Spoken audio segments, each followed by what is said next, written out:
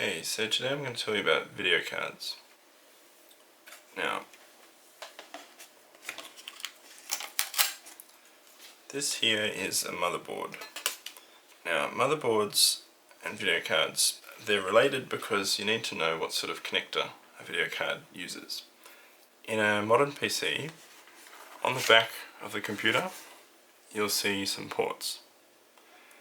And this is like the plate that comes with it. So this is called a backplate. And when you're looking from the outside of the computer, that's what you'll see, the ports. When you take the motherboard out, this is what it looks like. So this is a VGA connection or a D sub. This one is called DVI, and this one is HDMI. Now DVI has got a few different types. This one that's got like a minus or a hyphen sign is called DVI-D.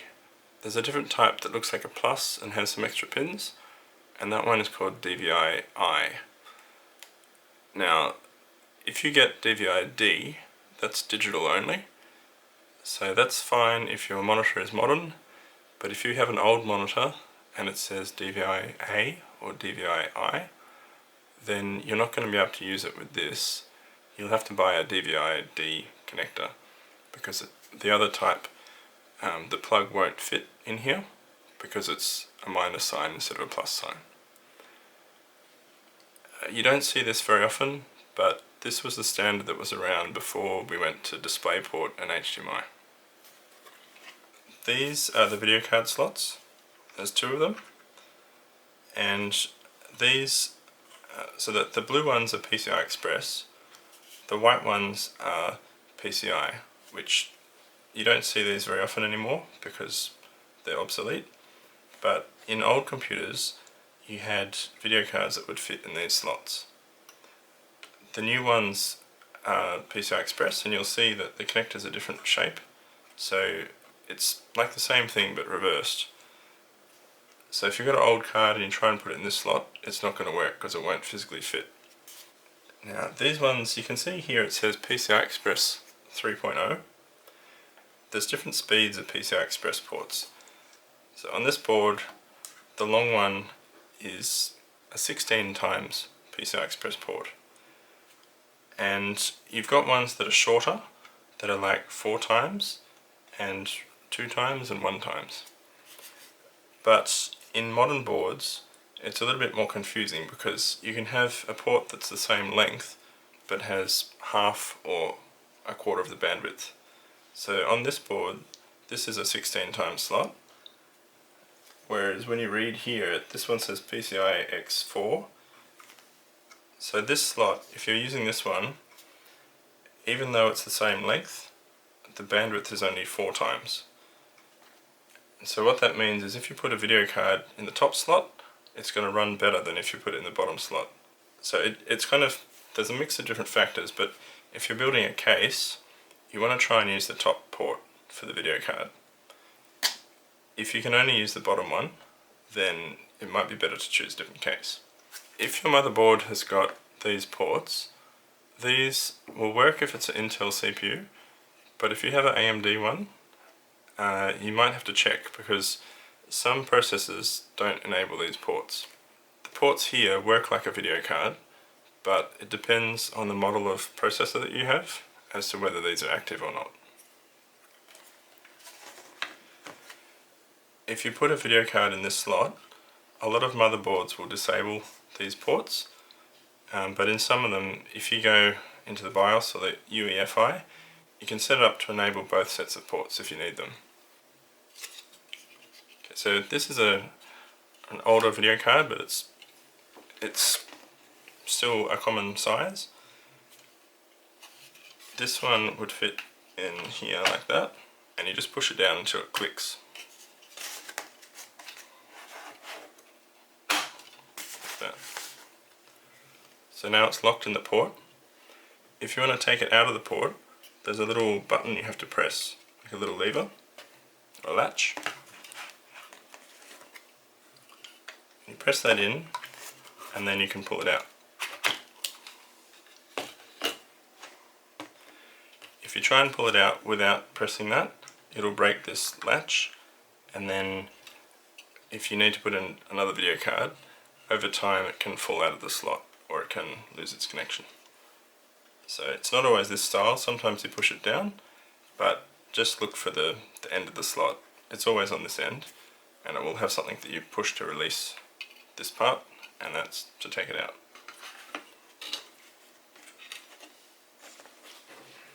If you compare the old motherboard to the new motherboard, you can see the slots are different. So in this case it's a latch that you push down, and you've got a 16 times port, and these are two 1 times port. You can't put a video card in a 1 times port, but you could put, say, a Wi-Fi card or a network card or something like that.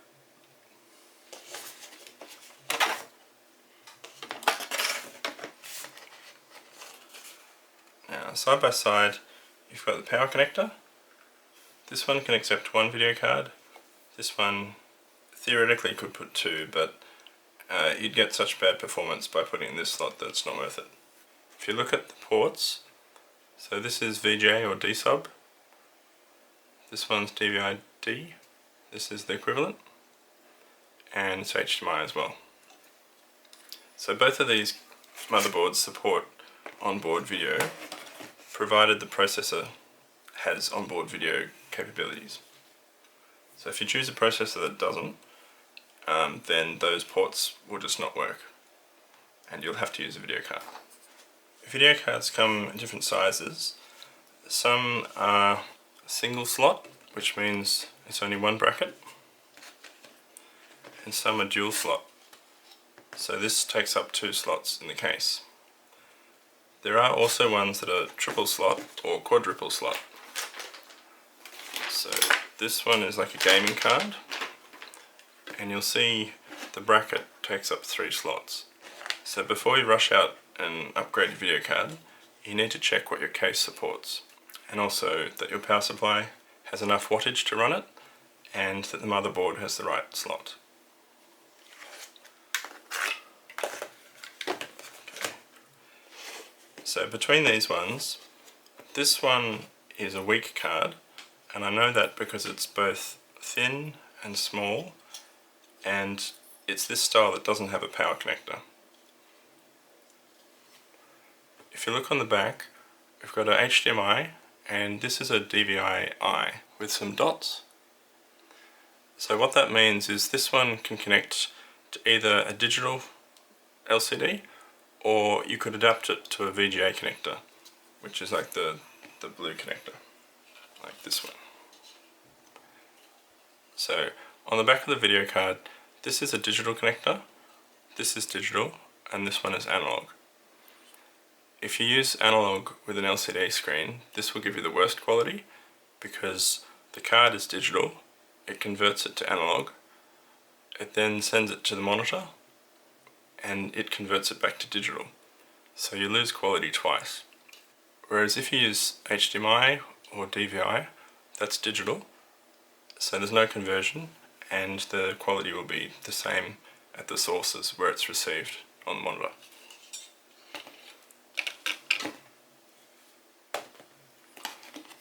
Now, between these cards, this one also doesn't have a power connector.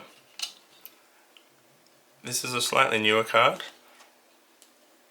It is more powerful, but between these two, from modern standards, these are not very powerful cards.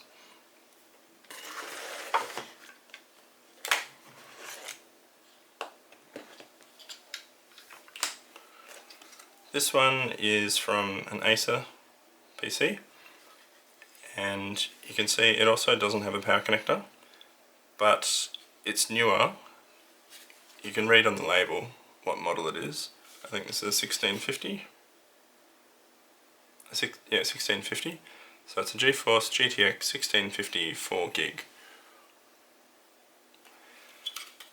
Now, over time, video cards have got both bigger and they use more power.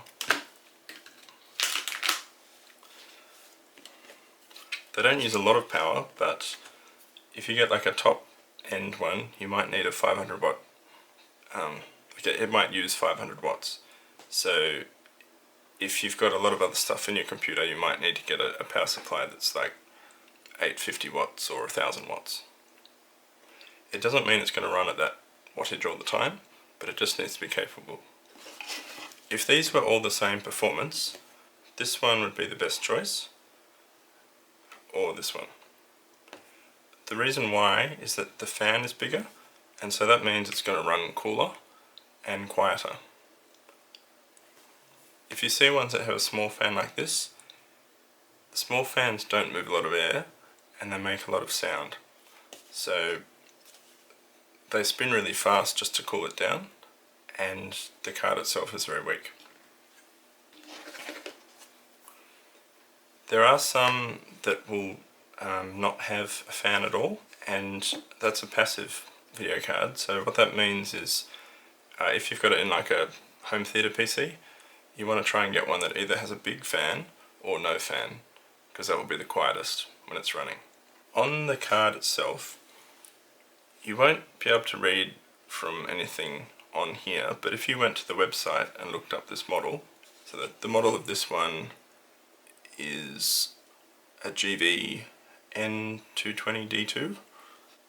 If you looked up the model, it will tell you if it's PCI Express version 3 or version 4. If you've got an old motherboard, this one's PCI Express 3. If I put a card that's PCI Express 4 into a PCI Express 3 slot, it'll still run, but it will just run at a slower speed. So if you've got an old motherboard and you upgrade to a new video card and it doesn't seem much faster, that can be the reason. If you see, this is a newer motherboard. This one doesn't actually tell you, but this one has got a PCI Express 4 connector, so it physically looks the same. But if you looked at the website for this model, if this was a PCI Express 4 and your video card is PCI Express 4, it will run at its full speed. But if you have PCI Express 4 and your video card is PCI Express 3, it'll still run, but it won't make the card run any faster.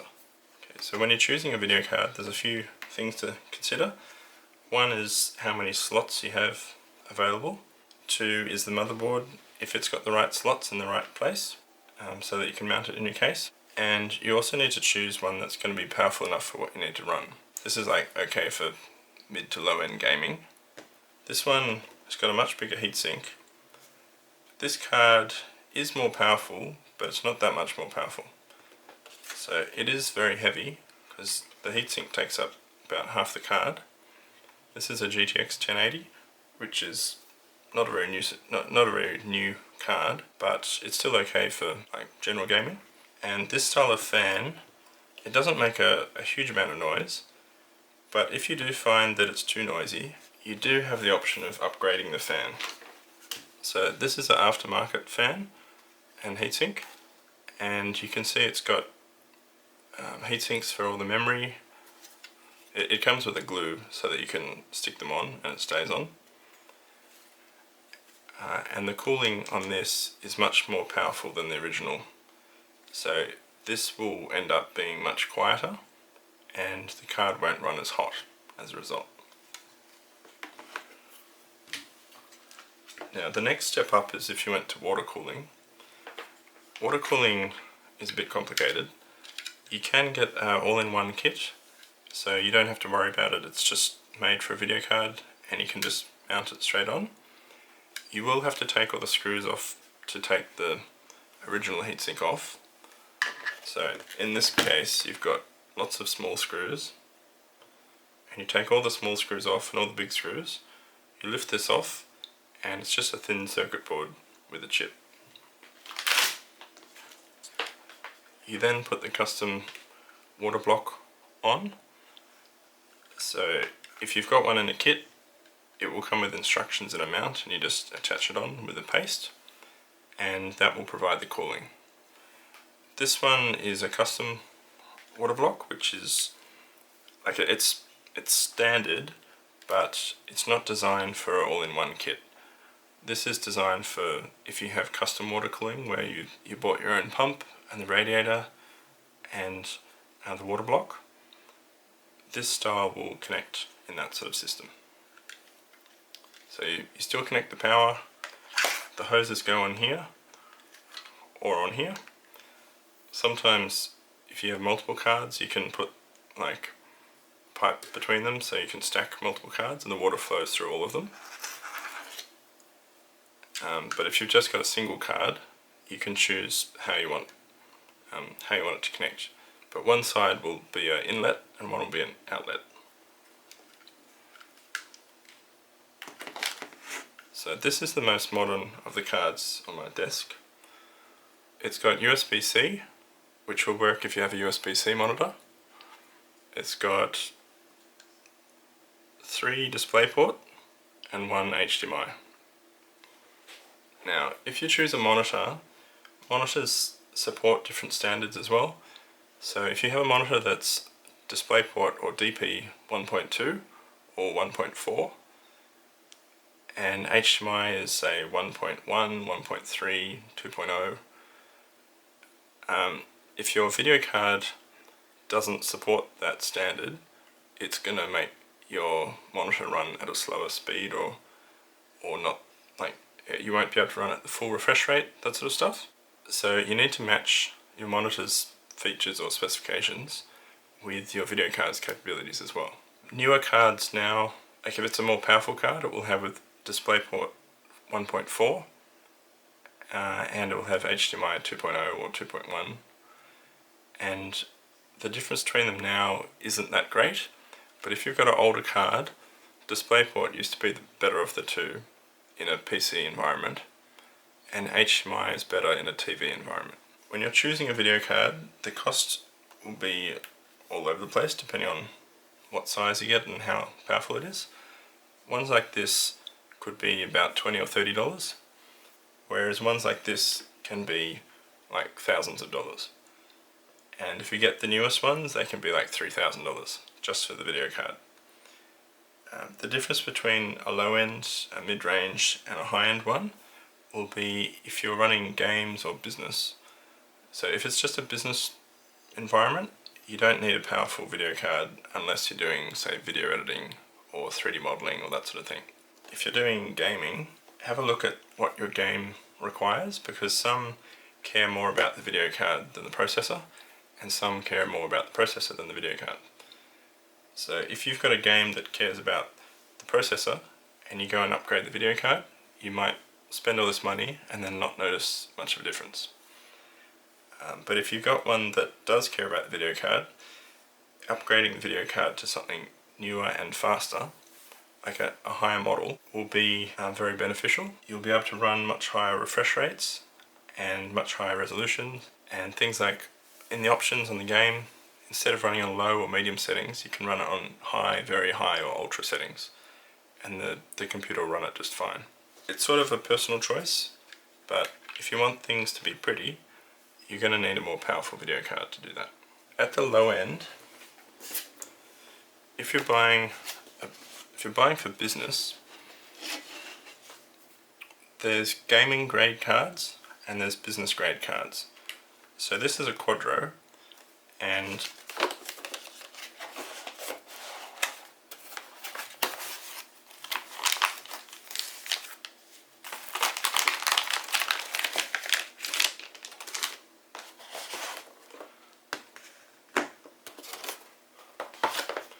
this sort of card, even though it's small, it's powerful in a different way to these ones.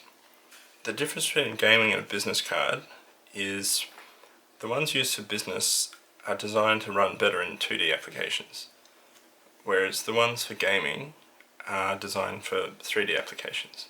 The difference in gaming, you want the game to run as quickly as possible, so high refresh rate and like high frames per second. Now, if you've got high frames per second and there's a problem, like the video card can't keep up, on a gaming card it's going to drop some of those frames so that like it will either reduce the quality or it will drop some of the frames to keep the frame rate to a certain value. Whereas on a business card, it's wired the other way around, so its aim is to keep quality over the frame rate. So these are used for, say, rendering film or video, because in those cases you might have, say, hundreds of these rendering a movie scene, and you want the movie scene to be like perfect quality. You don't want bits missing. So if you use a business grade card, it will sacrifice the speed of rendering to the quality of the output. So it could take, say, 3 days to render one frame, but you know that if you use this type, it's getting all the pixels will be drawn and they'll all be accurate. Whereas if you use a gaming grade card, you might have sections that are missing from the output, and that's because it's prioritizing the frame rate rather than the quality of the output. Now, the other difference is you can see the ports. So this has got HDMI and DVI.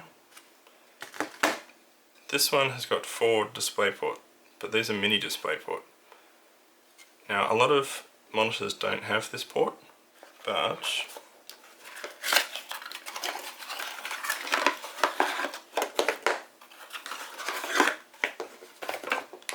when you buy a business grade card, if it's got these ports, it will come with these adapters, which are mini DisplayPort to something else. So in this case, it's DisplayPort. So you just plug these in, and if you have one monitor, you'd use one. If you have 2 monitors, you use 2, and like so you can have up to 4 monitors running off this. If you need to take this out, you need to squeeze that and it pulls out. If you don't squeeze that, you can't get it out. Now, even though this is a small card, if you're using this for 2D applications, the quality of the output will be better with this than with one of these. And the price difference, this one is probably about $20 or $30, whereas this one is like $650. From today's standards, this one isn't powerful enough either. They have business grade video cards that are much bigger, and they're like you can run games on them as well, but they still prioritize the quality over the frame rate. So if you're doing like Adobe work or video editing or Photoshop sorts of stuff, then it's better to get a studio grade card if you're doing it for your business. Now, when you go and install the drivers for your video cards, if you first install it in your computer, like physically install it, then Windows is going to pick up a basic driver just so that you can see something on the screen, but it's not ready in that state. So you still need to go to the manufacturer's website and download the drivers. If you don't know the model, on the back of it, it will tell you, so this is a GT720 2GB DDR3.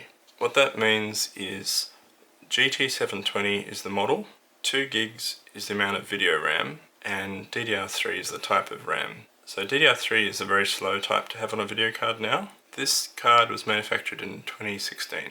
Most cards now are using GDDR6 or GDDR7. Some will still use GDDR5, but that's more for older cards. The model, the model specifically doesn't mean anything, you just need to search what specs and capabilities it has. The 2 gig, the higher the amount of video RAM, the higher the resolution it can support. So in this case, you can probably run both at the same time, but it's probably going to be 1080p resolution, which is 1920 by 1080. Whereas on newer cards, this might be 1920 on each port, or it might be a higher resolution. So in some cases, like on a bigger video card, you'll be able to run 3 or 4 4K monitors. It won't run it at a high refresh rate, but if you're doing 2D work and you just want it to be, like, say you need 6 monitors or something, then that will definitely work. But if you go and run a game, you won't be able to run all the monitors at 4K and expect it to be full performance. There's a set amount of bandwidth, and if the RAM is too little, it will affect what resolution you can run on all the monitors. If you look on the box, it normally tells you what the maximum resolution is that's supported, or you can look on the website, and in most cases it's about 7,900 square, which is like, say, 2 4K outputs or something like that. But you find that information on the website. When you're choosing the video card, you need to make sure that you've got enough clearance in your case. So if this is your motherboard, and you install this card, this doesn't take up much space. But if you've got a small case and you're installing a video card that's longer than your board, it might be that you can't physically fit it in your case.